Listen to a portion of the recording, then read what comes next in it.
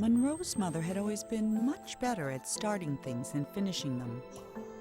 When she died, she left behind over 300 canvases, not one of them finished, along with Monroe, who felt pretty unfinished himself. The orphanage allowed him to keep only one painting, and so he chose the unfinished Swan that had always been his mother's favorite. But that night, he woke up to find the Swan had disappeared. So he took his mother's silver paintbrush and followed the footprints into a little door he hadn't seen before.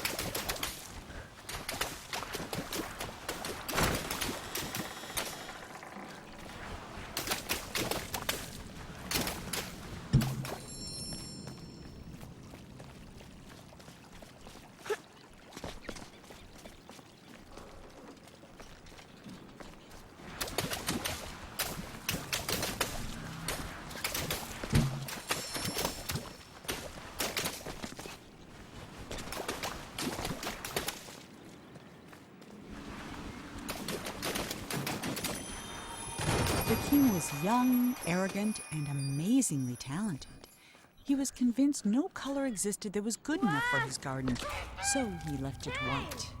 While he pondered how to create some new colors, his kingdom began attracting settlers, and soon he found himself with bigger problems.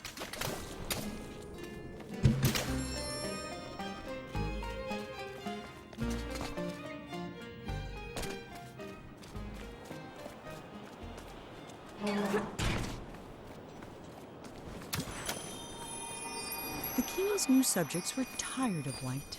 They were tired of tripping, of banging their shins, of misplacing their homes. So they started painting everything, ruining the king's spotless design. In response, the king outlawed all non-magical brushes and pledged to spend the next month painting shadows for his kingdom.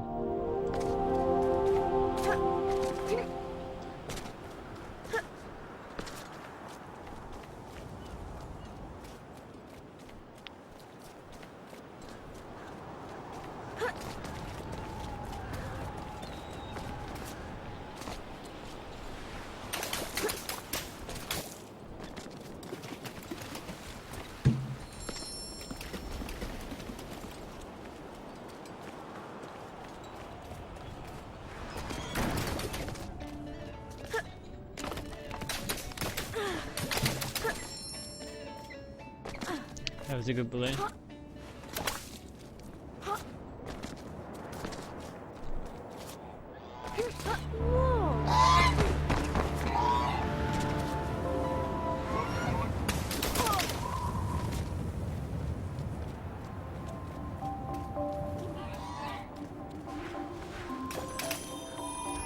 The labyrinth was designed to be beautiful, and it was. It was not designed to be practical, and it wasn't. Whole families got lost for weeks at a time, mail took months to arrive, and many worried a labyrinth of this size was bound to attract dragons. Eventually, the complaints grew so loud even the king couldn't ignore them.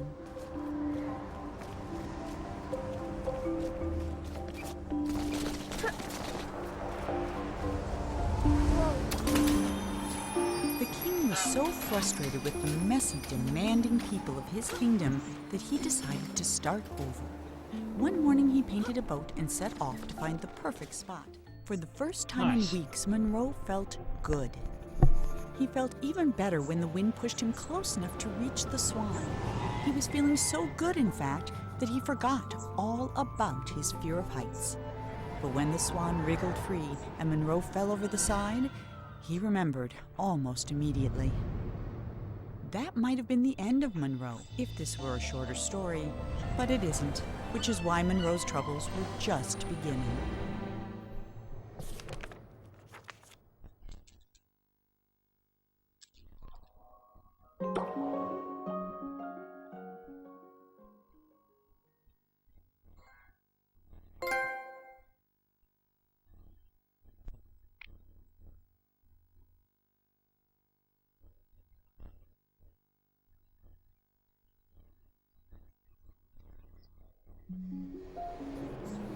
Monroe scrambled out of the water and found himself in a massive city with no sign of the Swan or anyone else. Well, except someone's enormous pair of feet. These were attached to a giant who could have been a big help in catching the Swan, but unfortunately, here was the laziest giant who had ever lived, and it was his day off. Having celebrated in his usual way, he was now sleeping it off and quite unable to hear Monroe yelling. While he was looking for a way to wake the giant, Monroe noticed something even better: a floating ship.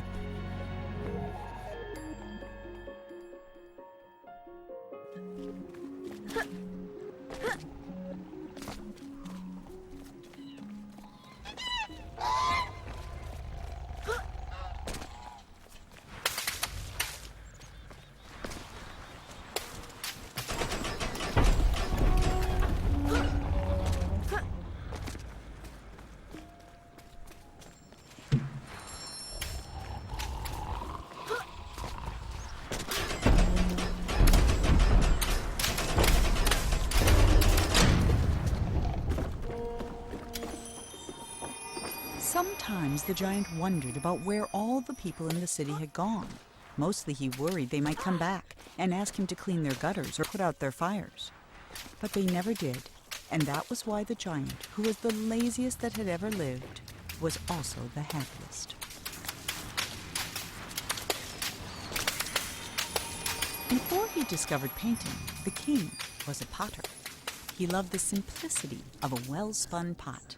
So when his subjects complained that his new city was too austere and that there was nowhere to relieve themselves, the king ignored them. But when they started relieving themselves in his pots, the king hastily built them a sewer system.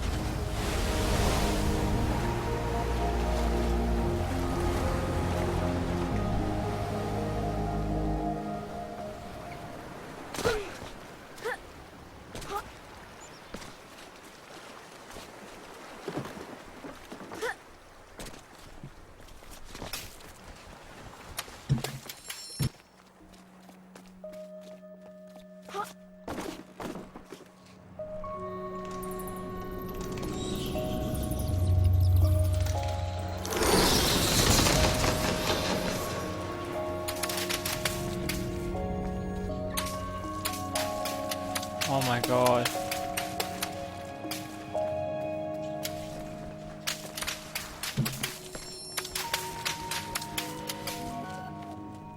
No, it's okay. Not a big deal.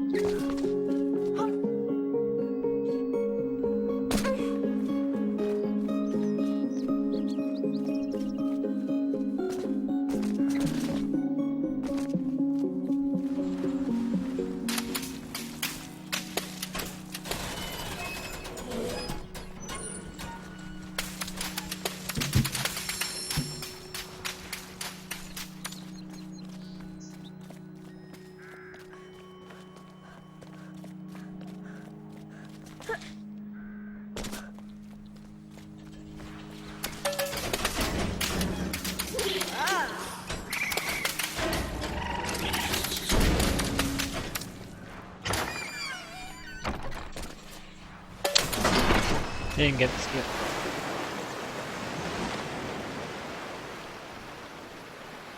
It really doesn't save a whole bunch of time. Maybe about 3 seconds. I'm not going to be worried about it. As the city filled up with people, the streets filled up with garbage. In a fury, the king painted over the roads with a canal, which swept away the trash, along with some of the slower children. But the water brought something else, a horde of vines which began covering the city.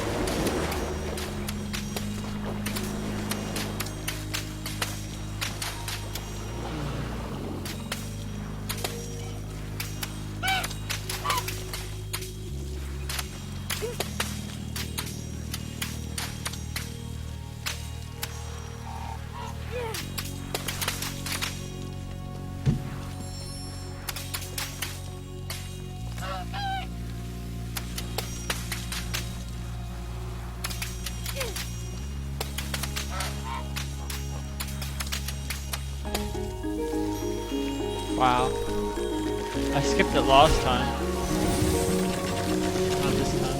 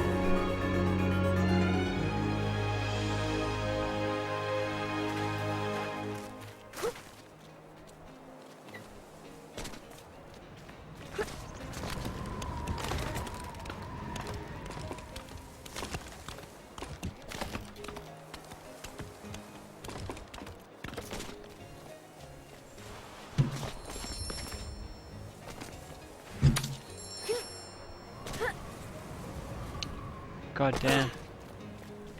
That's a waste of time.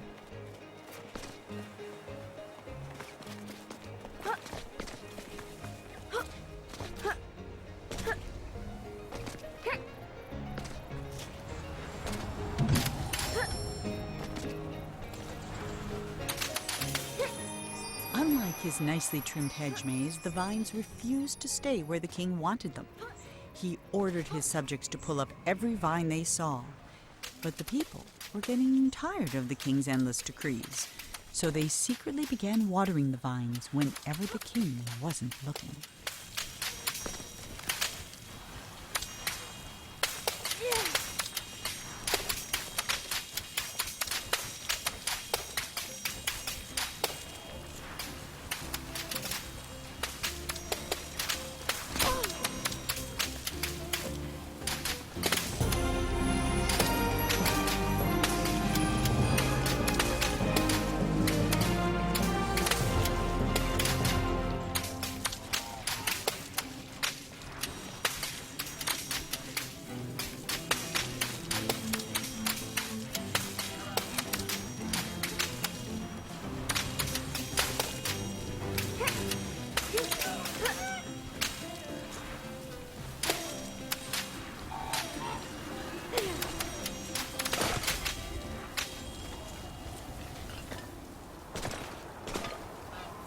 That vine is in a good spot.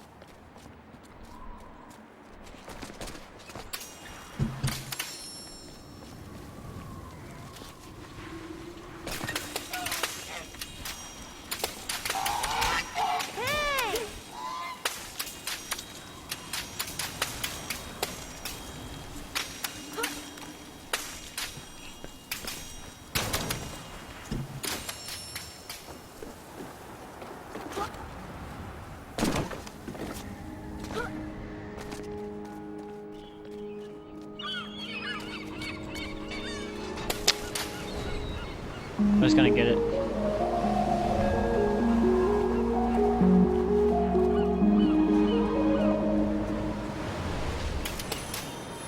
The king hated the sea, and all because of his very first castle. It was the only one he had ever come close to finishing, and it took him a single day. But then the tide came in and washed it all away. He vowed that someday he'd build a kingdom that would last forever.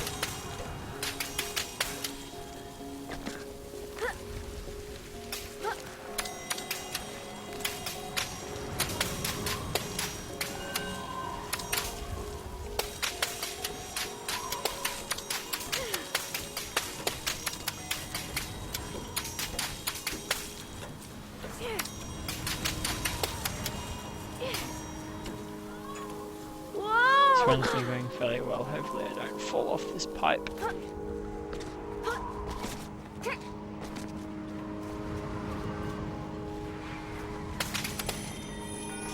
The vines were slowly burying the king and his city. No matter what he tried, the king couldn't stop them. So he decided to create something that could. He mixed in paint thinner, malice, and snot, and soon had the outlines of a pretty horrible creature. But it wasn't until the thing began to coil its tentacles and snap its jaws that the king understood what he had made. And for the first time in his life, the king was afraid.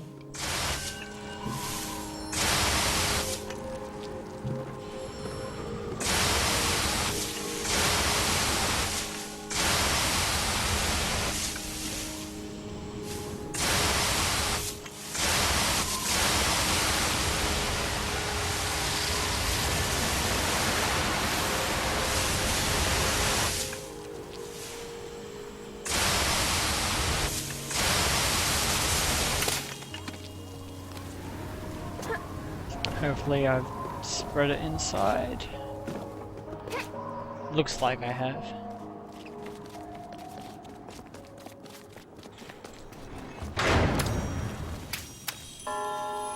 Even half finished, the creature had no trouble swallowing up all the king's soldiers, half his zoo, and 3 peppermint gazebos. It was only with the help of his pet bow and the giant that the king was able to force it into the sea. And though the water remained black for years after, the creature was never seen again on shore.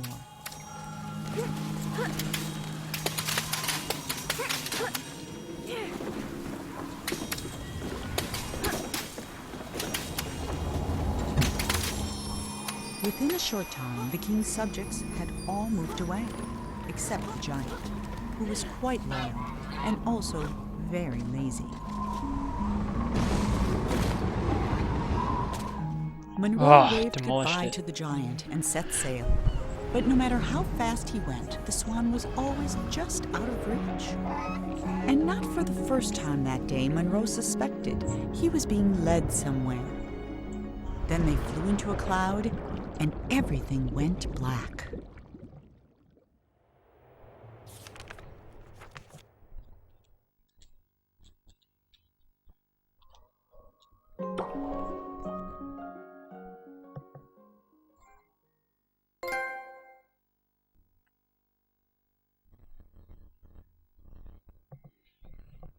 Yes. Monroe sailed on in darkness, following the Swan's voice, but he never saw a thing. Not the stars, not the Swan, and certainly not the tree he got stuck in.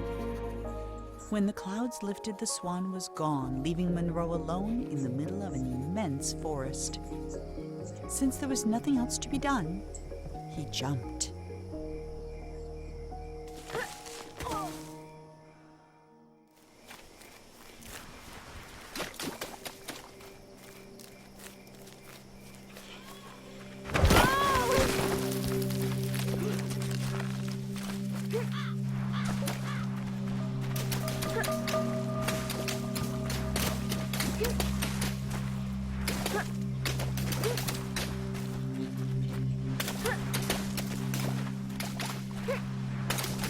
That took too long.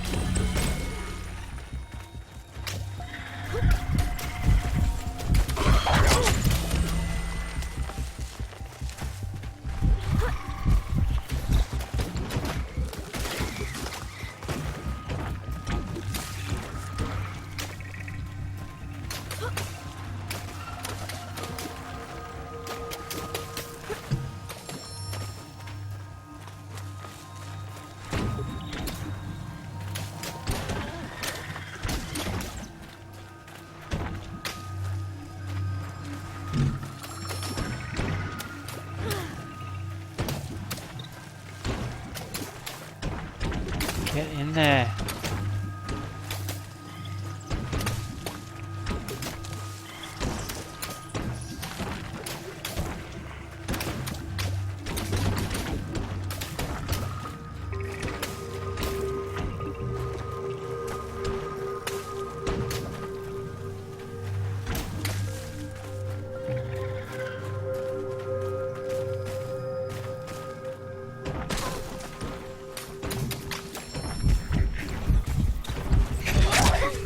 That was good.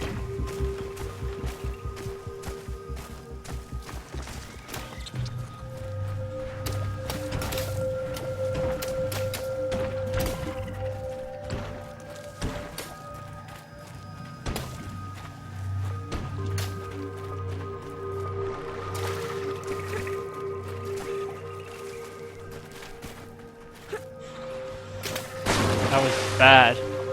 How did I miss it?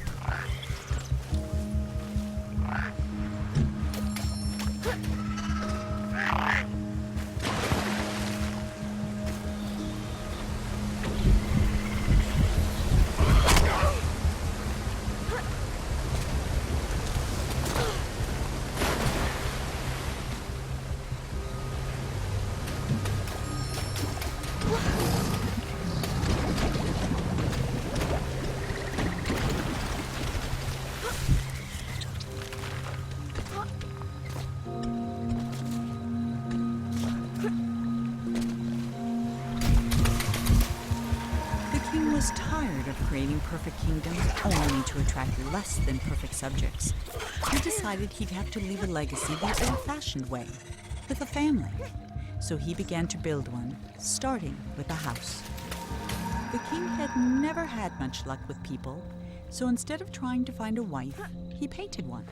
When she opened her eyes, the king was astonished.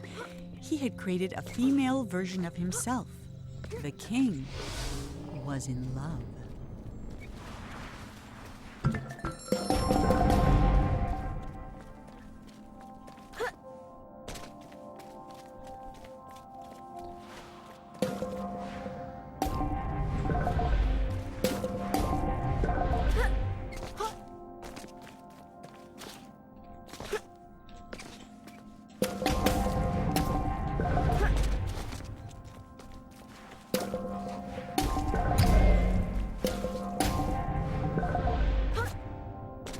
That was bad.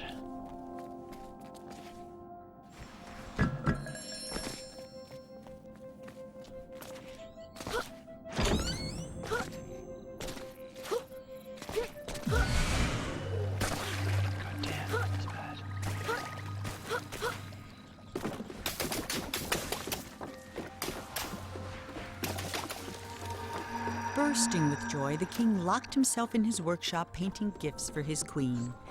He never saw her lack of interest, though she made no effort to hide it. The only gift she kept was his first. Every day, the king painted a new room for the house, and every day he abandoned it as not good enough for his queen. While he slept, the queen spent her nights painting creatures of the forest, though she never finished a single one. 5 months went by before the king noticed she was pregnant.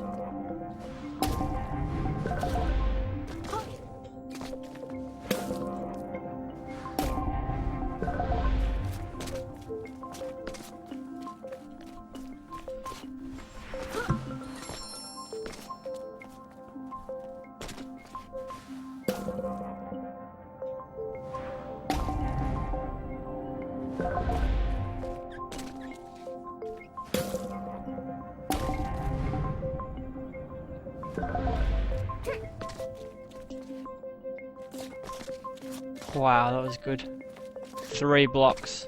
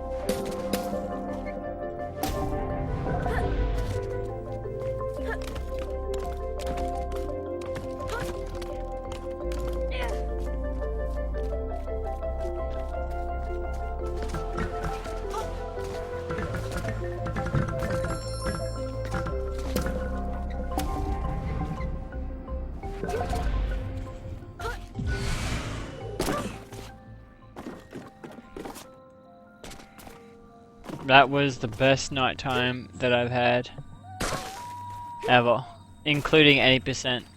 Like, if I would have done that in 80%, I would have got insane time. Before the queen was to give birth, she left. All she took was a single unfinished painting. That was so good. When the king woke, he found no explanation, and he never did.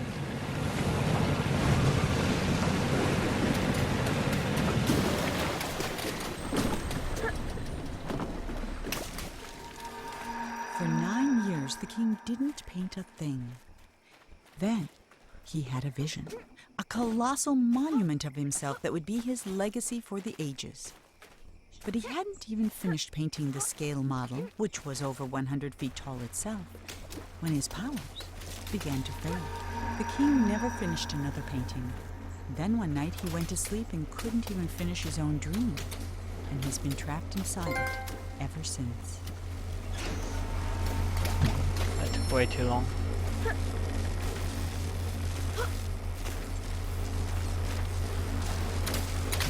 That was a lot better than last time.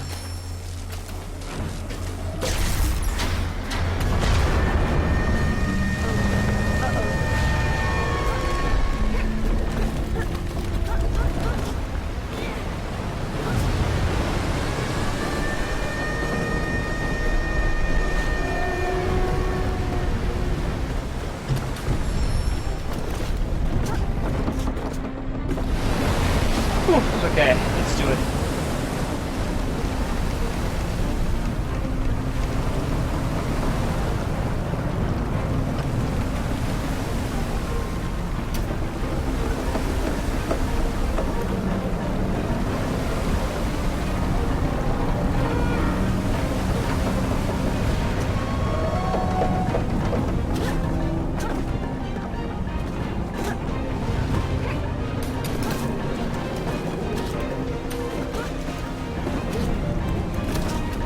Okay, I got it.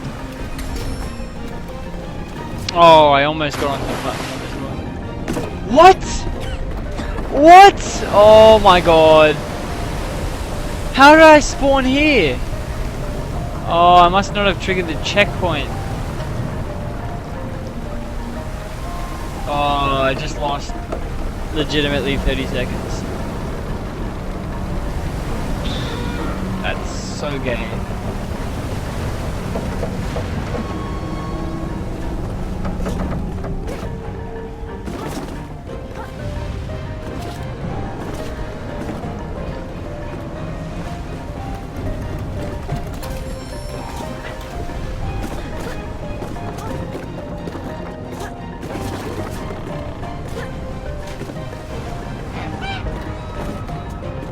Didn't even know that could happen. That's never happened before.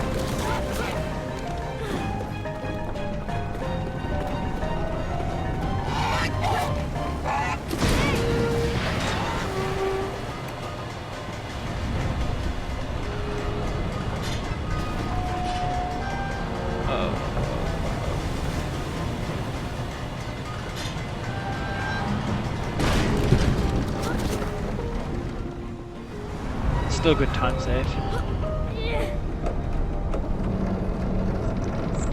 As Monroe stood there trying to think of something to say, the statue shuddered and the hatch slammed shut. And now there was no more need for talking. The king was awake. Okay, provided I've gotten every balloon so far. And I don't mess up this level, I should get sub 40.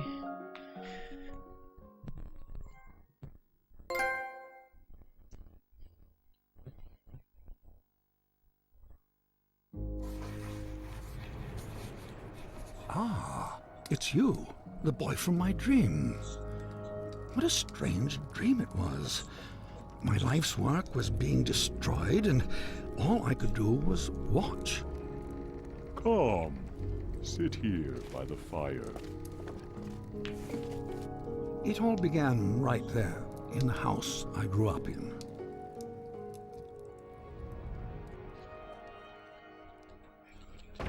I heard a heavy knocking at the door, just like on the night I left. I opened the door, but there was nothing there, just white space. But when I got outside, disaster. Some miscreant had painted everything. My garden was ruined. And then my statue spoke and said, "Help me! Some little hooligan is running around splattering everything in the garden. I think he's headed for the..." Something got in my mouth. Oh dear.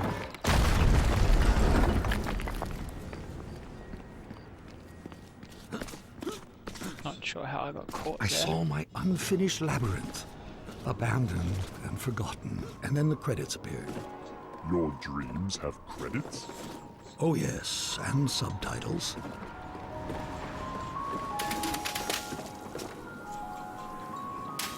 And then I saw my beautiful city strangled by those disgusting vines. I built it to stand 100 lifetimes, and instead it'll be buried in one. a monument for weeds.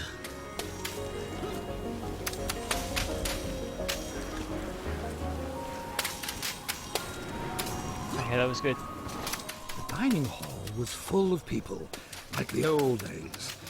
It smelled like roasted goose. For a moment, I was happy. Then suddenly, I was alone again.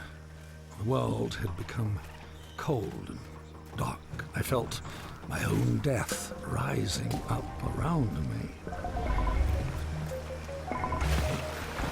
If that sinks, well, I can't sink.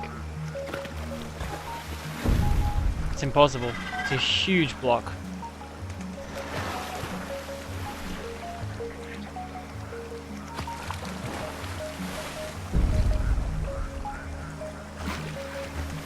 I floated past chunks of the house I built, or started building.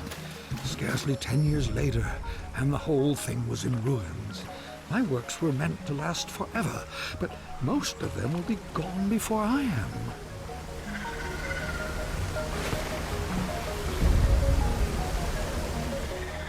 I was at a funeral. My own, as it turned out. No one was there.